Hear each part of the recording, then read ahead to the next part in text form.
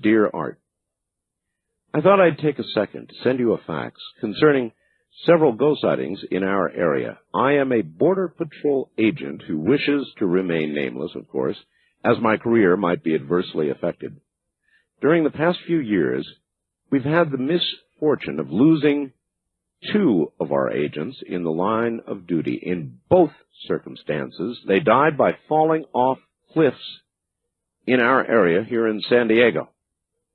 In these same locations, several illegal aliens have also died trying to enter the U.S. One night I was working in the same area where one of our agents died. It was during the middle of the night. A thick fog was beginning to cover the valley floor and moved toward my location. When the fog came and surrounded my area, a feeling of dread came over me, and I began to get very uneasy. As I was preparing to leave the area, I saw what I can only describe as several shadowy figures running through the fog, being trailed by another about 25 yards behind it. I immediately called to other officers to see if anyone was pursuing these aliens. I didn't get any answer, so I moved toward the area where I had seen these figures and began to check the area for the presence of aliens. I knew they couldn't have gone far, as there were cliffs on 3 sides of me, and I was covering the only direction out.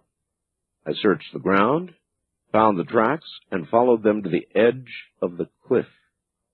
The footprints stopped at the edge, and not seeing any others in any other direction, I proceeded to the bottom of the canyon, expecting to find the worst. After I went to the bottom, I couldn't find any sign or presence of anyone. I believe what I saw was the spiritual remnants of those lost souls. I know that this is probably the case, as others have told me they've seen similar things. Thanks for your time, and please don't use my name on the radio. Okay, I shall not, though you did give it to me, so there you are. Another case of apparently this endless tape loop business as it regards spirits. You can easily imagine that border agents or aliens who had literally run off a cliff would experience a quick, violent, horrible death, and that somehow that death would be repeated endlessly in this horrid little tape loop that appears to accompany some spirit presence. Quite a story, and one of just many that I get from law enforcement. First-time caller line, you're on the air. Good morning. Hello? Hi.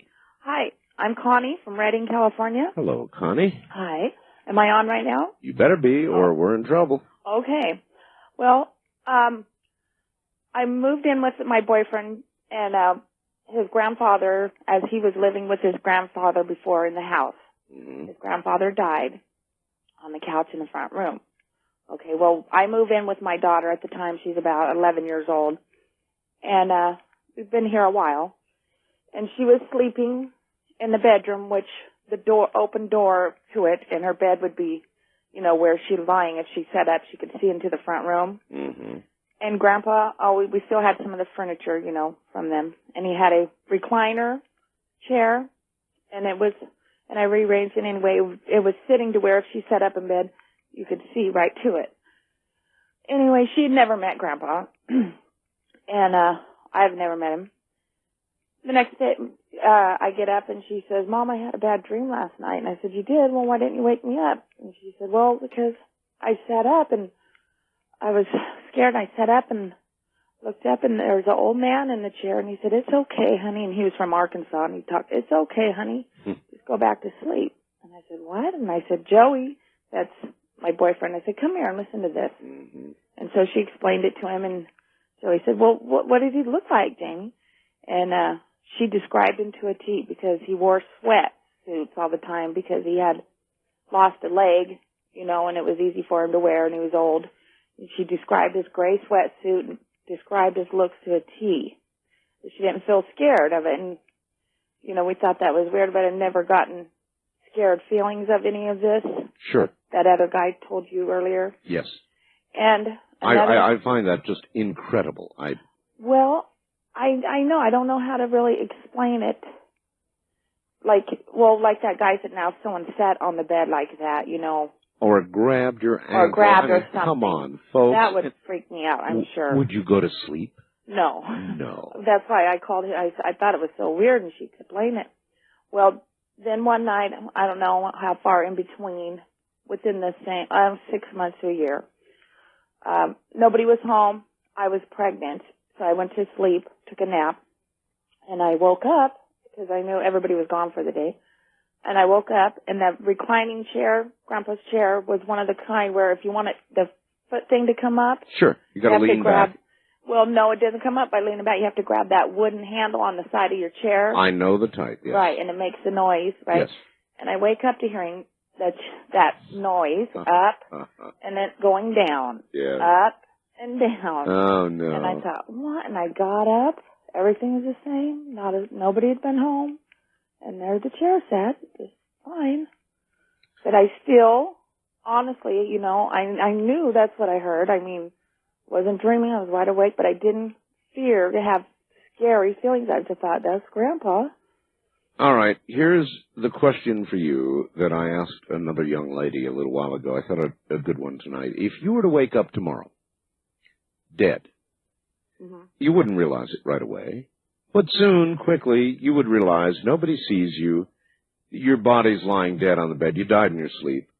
You're walking around. You're still on Earth. You can see everybody else. They can't see you. You can't touch them. You can't affect them, except perhaps in some minor haunting way. Right.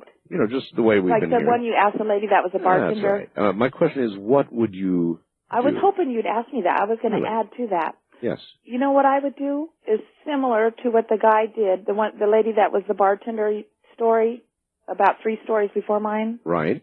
The way he moved the furniture and they all left, and the next day when they came back it was put back. Some way of making a point, but not to really scare anybody, to let them know I was there. That it was you. Yeah, you know what I mean?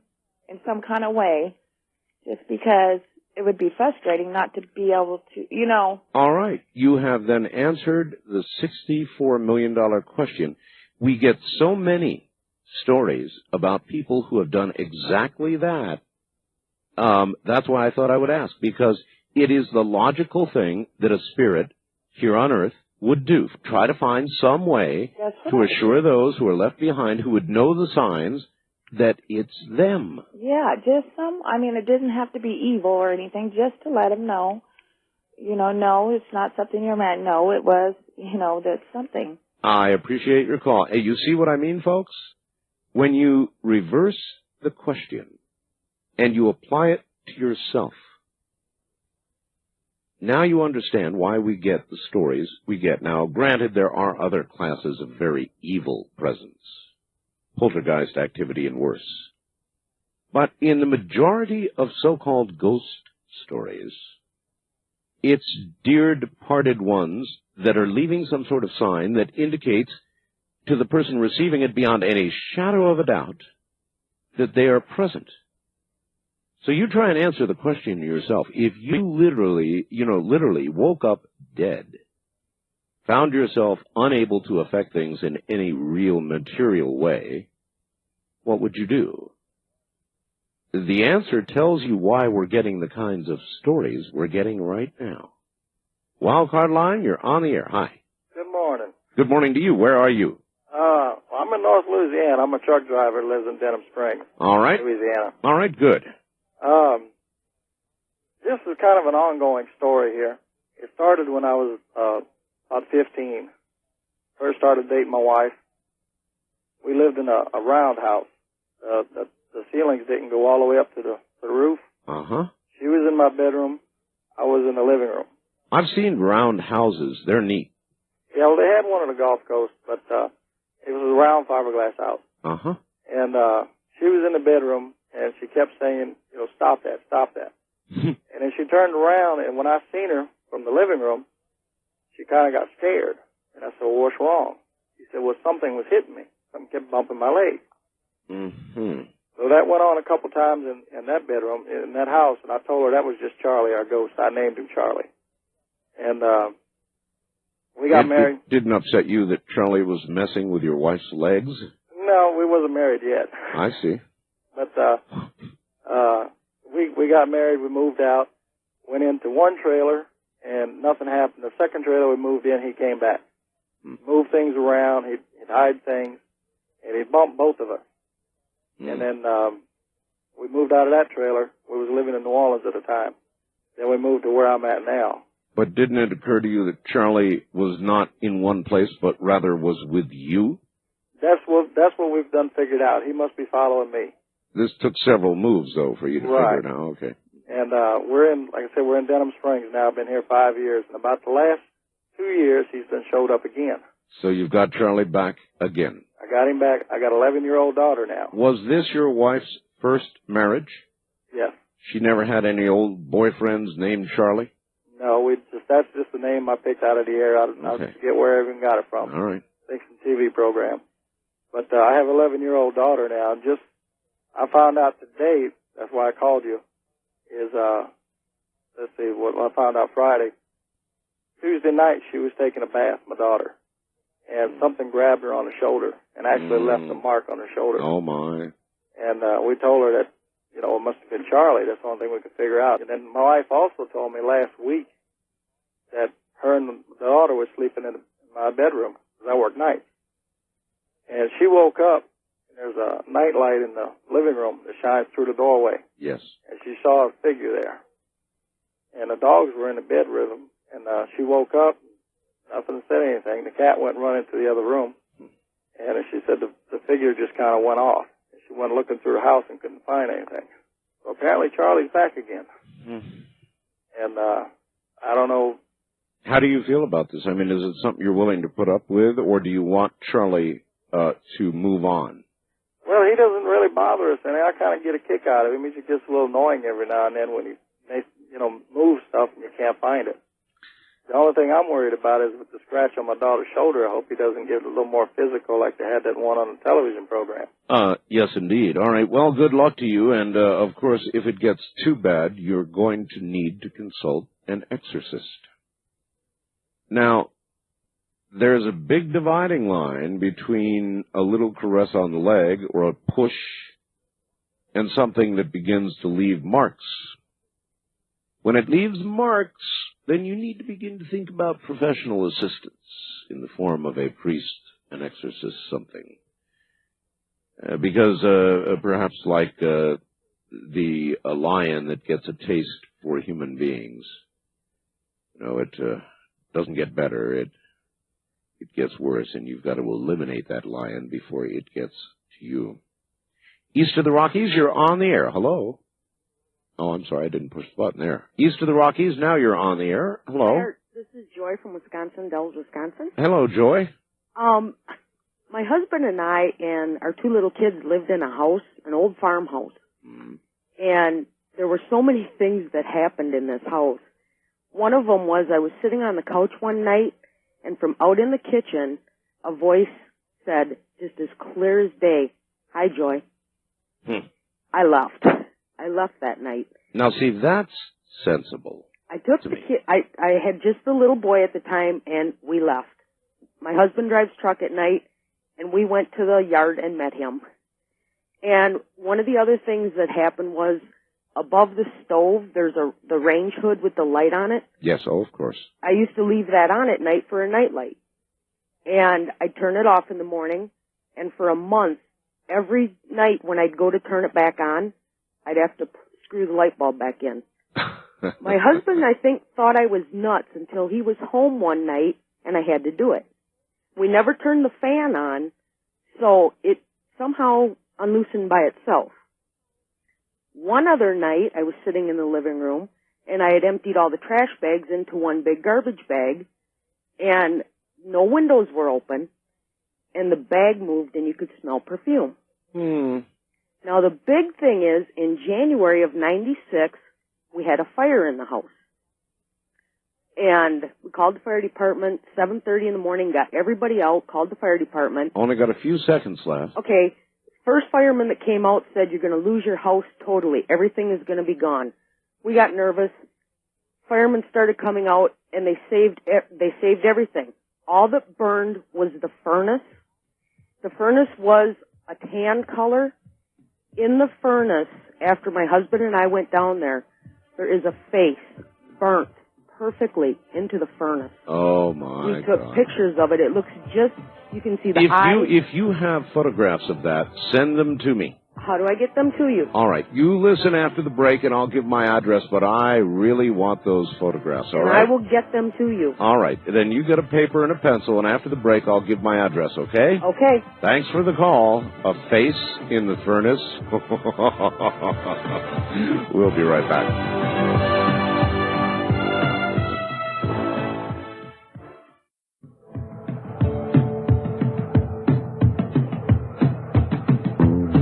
A little earlier, I asked the general audience, a couple of callers, but the general audience, what would you do if you, in effect, woke up one morning dead? Single, married, wouldn't matter. Family nearby, not, wouldn't matter. You wake up, you get up, and you realize as the day wears on, nobody can see you. You're not part of what's happening anymore, only you're still there. You're dead, but you're here on Earth. What would you do? It's a very, very intriguing a question that leads to all kinds of conclusions about what you hear when you hear ghost stories. Well, here's another answer. Art, I would look for one of those pretty teenage girls, preferably Scandinavian or Hawaiian, and just kind of hang around with her. And perhaps on occasion give her the impression that she has supernatural powers.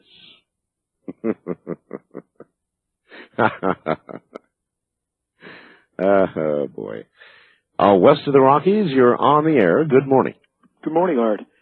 This is Mike. I'm calling from L.A. I used to live up in the Truckee area that's near Donner Pass where the cannibals were. Oh, yes. Well, you know, when you say cannibals, be kind, because, of course, they were not cannibals by choice. Right. They were nice cannibals. Well, they were cannibals without any other choice. We dealt with that one night. If you were stranded, if you were going to die, and the only choice was to eat or not eat, what would you do? Oh, I wouldn't eat people. Oh, yeah. Well, you say that now. Yeah. Okay, anyway, I've got a good story. I Yes. lived up there, and I didn't believe anything. I wasn't going to call you tonight at all. These are a bunch of hoo-ha stories. Mm. But less than a year ago, it happened to me, and I heard two of your other callers, two big guys, feel something moving on their bed. Yeah, and I here was we go alone. again. Hee-haw stories until it happens to you, huh? Exactly. Yeah. And I don't believe in any of that stuff. But I was home alone. This went on over a span of about 2.5 weeks, and it was during the day because I had taken time off work. And I wasn't when I was sleeping, and it wasn't during the dark. It was in the middle of the afternoon. Yes. And I'd be taking naps. It would be I waking up from a nap, and there was that paralysis that I've heard you guys talk about before. Yes. And the paralysis, and somebody would sit on my bed. Well, it's just me. Doors locked, windows locked, dogs outside. And this went on, and I could, if I just moved a muscle, the thing would go away, and then that was not a problem. But it culminated after about 2.5 weeks, one afternoon. This is absolutely the truth, is something sits on my bed. And I was more conscious, more aware of it than ever before. And I remember the time of day, the sun was out, no problem.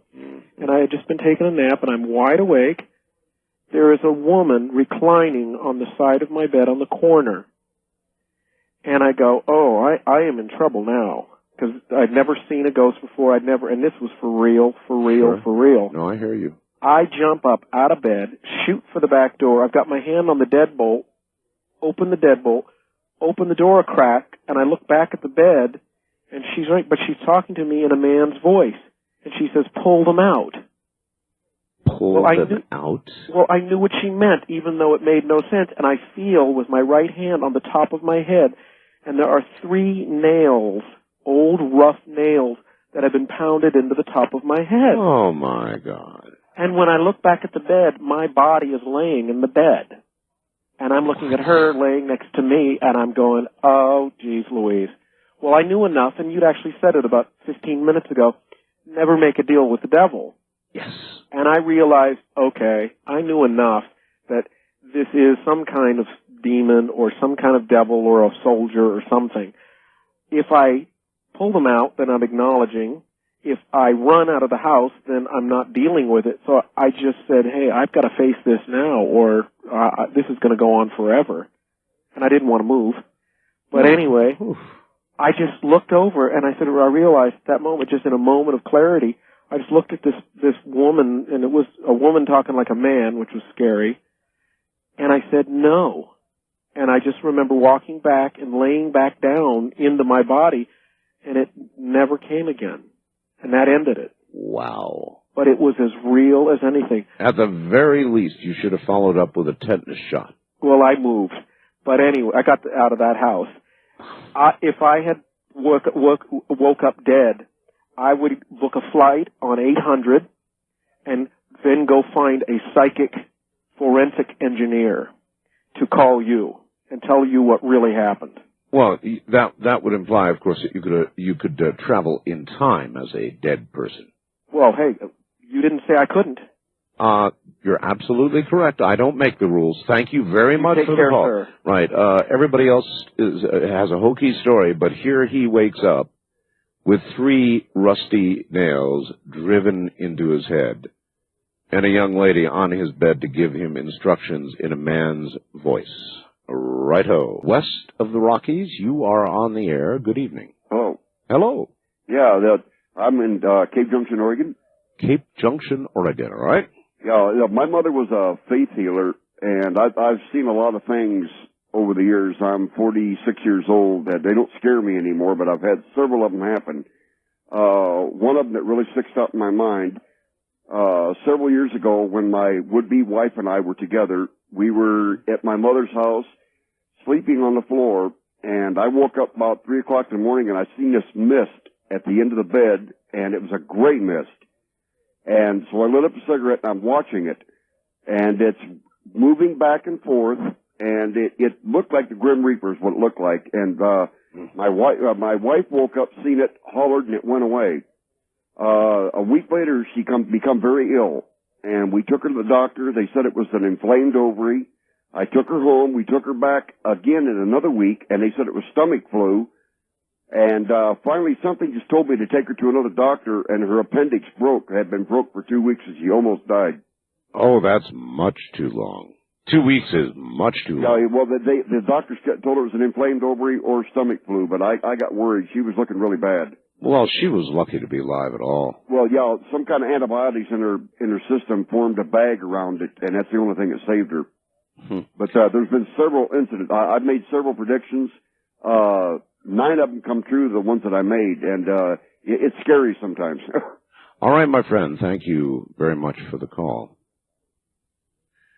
The human body is an amazing thing, far more amazing than the scientists are able to yet discern. In some cases, the human body is capable of protecting against what otherwise would be a fatal disease, and there are no exceptions. Sometimes things just cure themselves. Cancer, AIDS, to the point that AIDS can no longer, the HIV virus can no longer be detected. People have cured themselves literally from the deathbed. Daniel Brinkley is capable of healing himself. He's proven that to me and to a lot of other people as well. It can be done. A miracle? I don't know. What do you think? First time caller line, you're on the air. Good evening. Good evening. Where, pray tell, are you, sir? I'm Samuel, and I'm on the island of Kauai. The island of Kauai, the beautiful island of Kauai. Yes, sir. It is. Okay, I got one that should freak you out. I was about 6 years old and laying in bed, and we had a clock radio, and I know it was like about 4:07, maybe 4:08 in the morning, and I just woke up for some reason. I have no idea why. and I had this really kind of creepy feeling, and I looked up, and there was, of course I didn't know it at the time, but I know today it was, it certainly looked like the Grim Reaper. It was the black hood, couldn't see the face, and I just freaked. That might have been the devil. The devil? The devil. Well, why do you say that? Oh, well, it just might have been. I mean, generally, when people talk about visitations by guides or angels that are going to take them, you know, from this life into the next, they are light creatures, or they're wearing white clothing. Now, if your guy had on black clothing, kind of a men in back, MIB from below, you know, yeah. that, you know, I'm not, now look, I'm not trying to worry you. I'm just saying that you might want to review the way you're living your life. Well, no, let me finish the story first off. All right. Okay, so I kind of freaked, didn't quite like the character that I saw in front of me, so I closed my eyes, kind of pulled the covers up over me, and I had the tingly kind of sparkly sensation of I don't know what you would call it, energy or something or other, and I closed my eyes, and a couple seconds, or I don't know how long it was, a minute, I opened my eyes again, and I knew I was awake, and I looked up, and I could see our hallway ceiling passing in front of me, up above me. Yes. And I went, what the heck is going on here? And I was freaking floating, man, down the, I wasn't walking because I was on my back.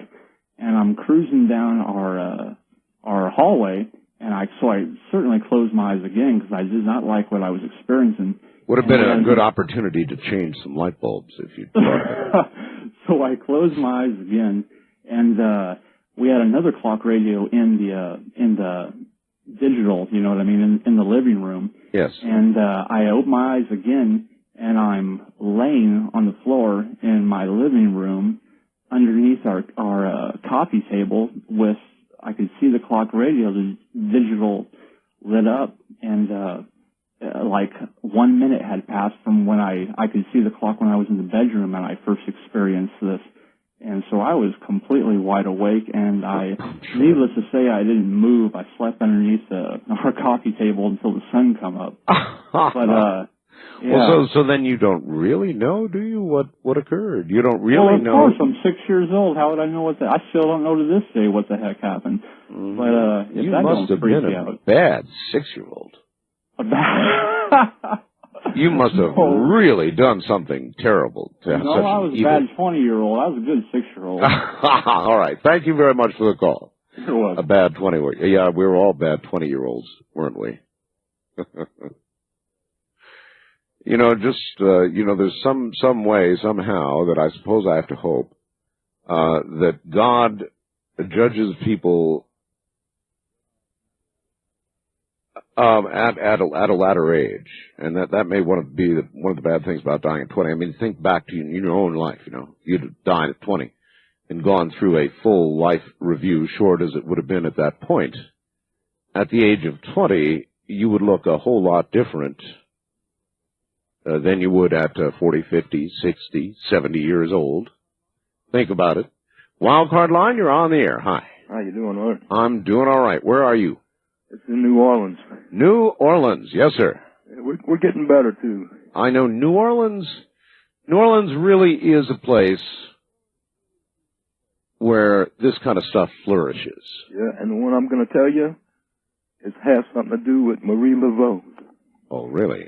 Yeah, and it's a real spooky story, but it actually happened.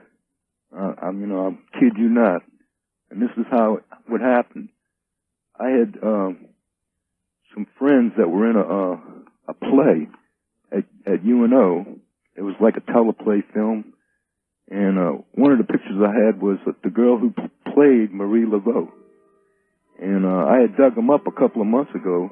Dug them up. All right. On that note, we're going to have to pause because we're at break point here now. Do you want to hold on, and we'll let you unwind your story? And it's. Oh, I got so many stories from being down here, but this one. This is the one we, right, that's what we want. The very best story you've got, and it sounds like that's what's just ahead. Back to our wild card line. You're back on the air again. How you doing, Art? All right. I'll just recap it for a little bit. Actually, I was looking for some important papers, you know, and I was scrummaging around boxes and stuff. And I was digging in this one box, and I came across a picture of this girl who acted in a movie about Marie Laveau. And, you know, you're an aficionado for exotic girls and stuff. Oh, yes. You know, and this picture was beautiful, and I said I had to have it. You know, I just asked her if I could have it, and she said, yeah. She was surprised that somebody wanted a picture of her. So anyway, I said, I'm going to put this on my wall. And so I took it, and I put it on the wall next to a poster. Okay, and it was, you know, right behind a lamp, but you could see it when you walked in the room. And, so, you know, that night I went to bed, woke up the next morning. Oh, darn, I was going to guess she came to you in the night. Well, let me finish. Let me finish. All right. It totally blew me away. I was getting up out of bed, and the lamp was still on, right? And there was a reflection on the dark TV screen, and the reflection was about 6 inches by 6 inches. And it was some mad character, a devious-looking smile. It wasn't me. It was coming from the wall where I placed this picture of the girl that played Marie Laveau. And by just putting the picture in a certain way with the poster behind it and whatnot, yes, this mad image came out on the screen of the TV. It was just a reflection. And I said, my God, what is that, you know? And I got up and it disappeared, you know? And I said, man, this is strange. And I turned the lamp off and there was no reflection there, you know? And so that night, same thing, you know, I got the lamp on, I turn off the TV, and the reflection comes back of this mad-looking person, devious-looking face. Yes. I'm going, man, this is crazy, you know. And what I did was, eventually, I just moved the picture to another spot, and the thing went away. Well, I guess one could conclude that you were getting just sort of a distorted reflection of her in the television.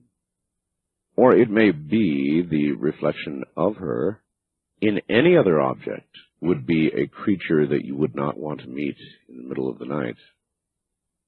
I really thought your story was going somewhere else. I thought perhaps in the morning you would have awakened with the need for a cigarette, though you don't even smoke or something like that. In other words, she came to you in the midst of the night.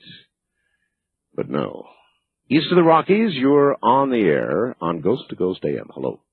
I wanted to tell you about something that happened in about 1977, 1978. First person to you?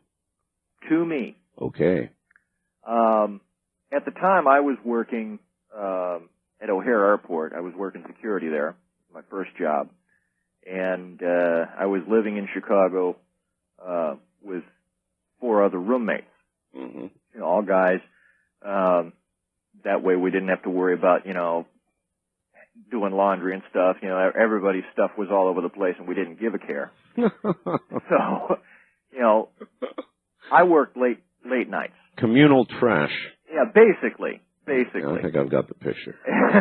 Typical bachelor pad, you know. Mm. I worked late nights predominantly.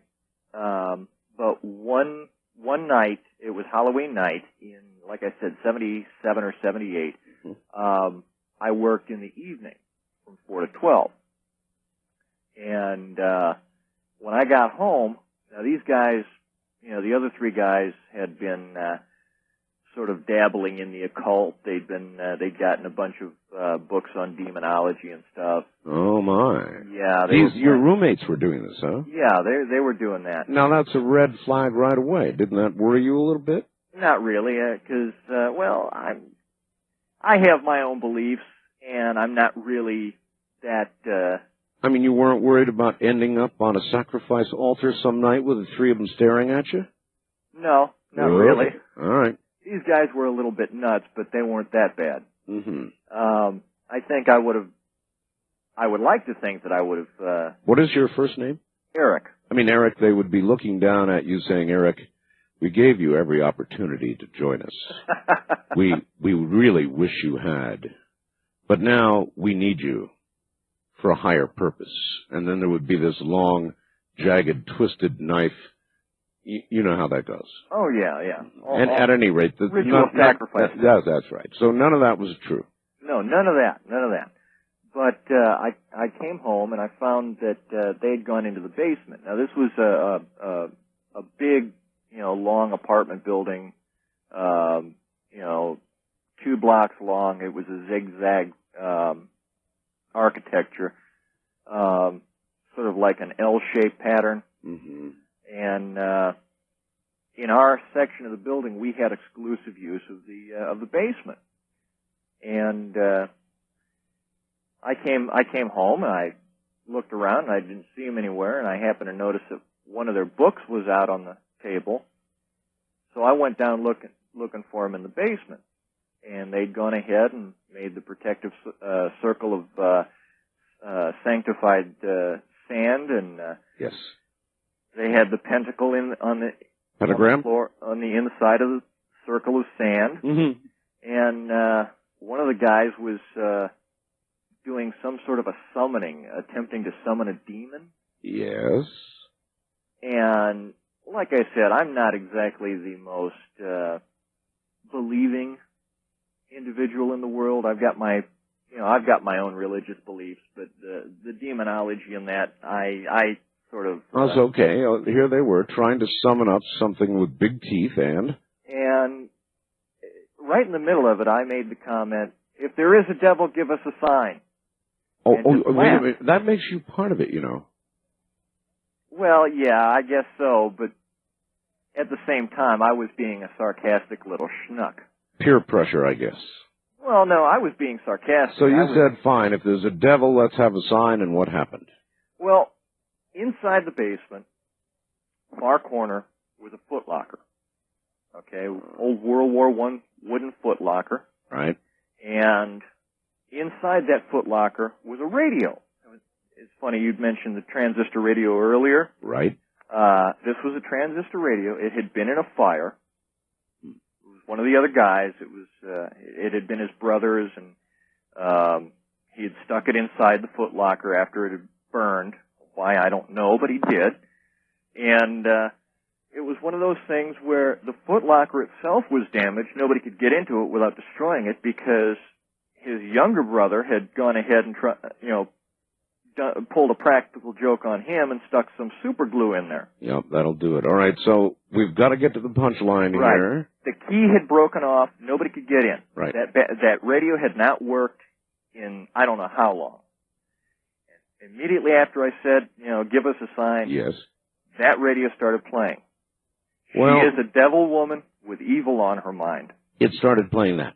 That's correct. Do you understand the implications of that for your soul? Yeah.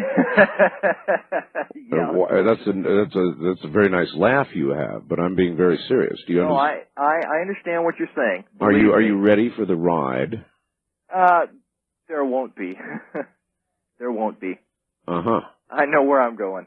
Do you? Have you ever been in an elevator in like a 50 or 60 a story building, and you press the down thing and it's like you lose some of your weight and you can feel yourself lightening up as it goes down?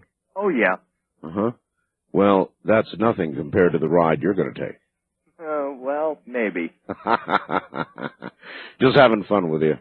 But that is not good.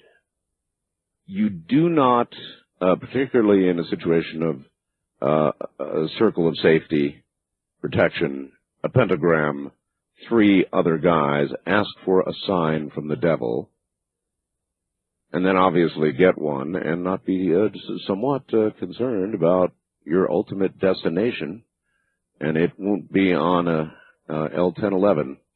West of the Rockies, you're on the air. Hello. Well, hello, Art. How are you? I'm fine. I'm really glad you took this call. I want to tell you something that happened to me about 23 years ago. Where are you now? Okay, this is Lady of Kinnick.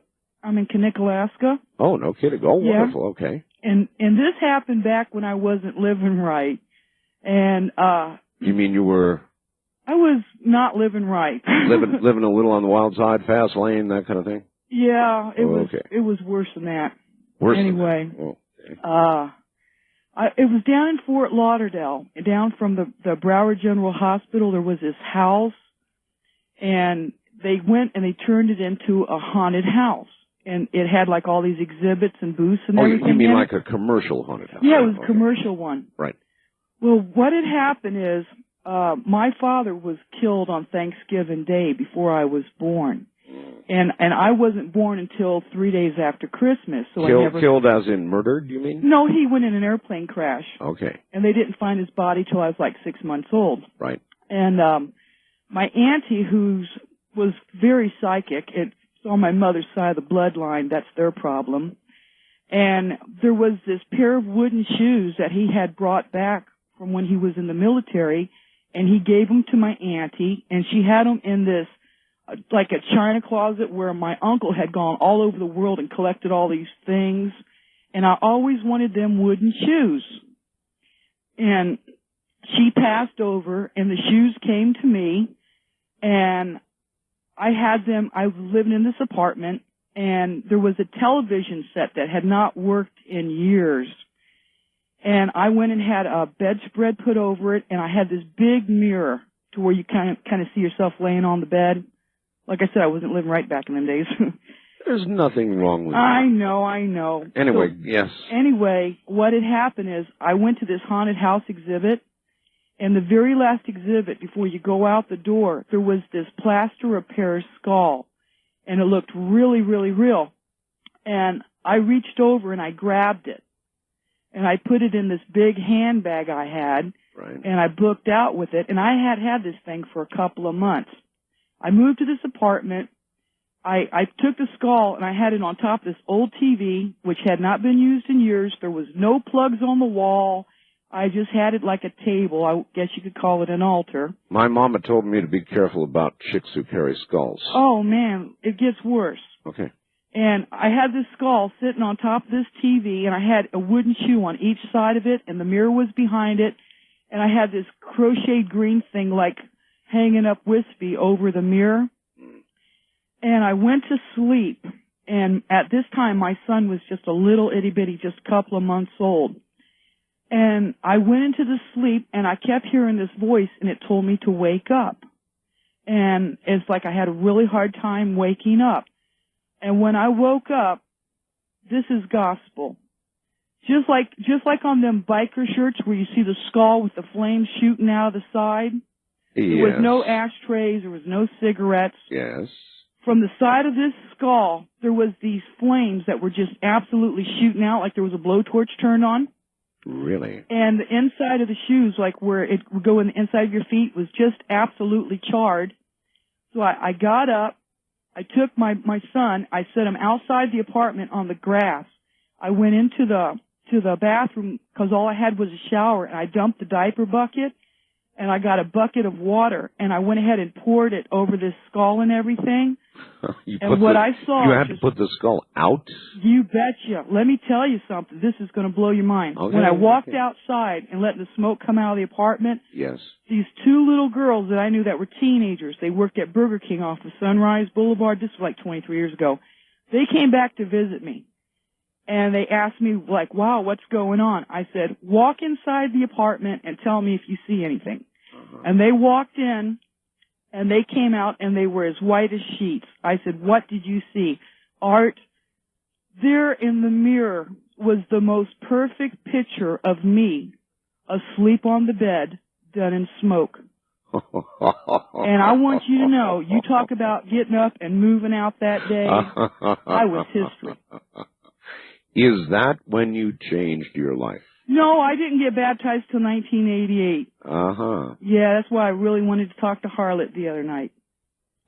We're going to replay the show with Harlot tomorrow night, serving fair notice to my affiliates. That was one freaky show. Do you think she's listening right now? Or do you think she's busy? If I had to guess, I'd say yes. May I say one thing to her? You may.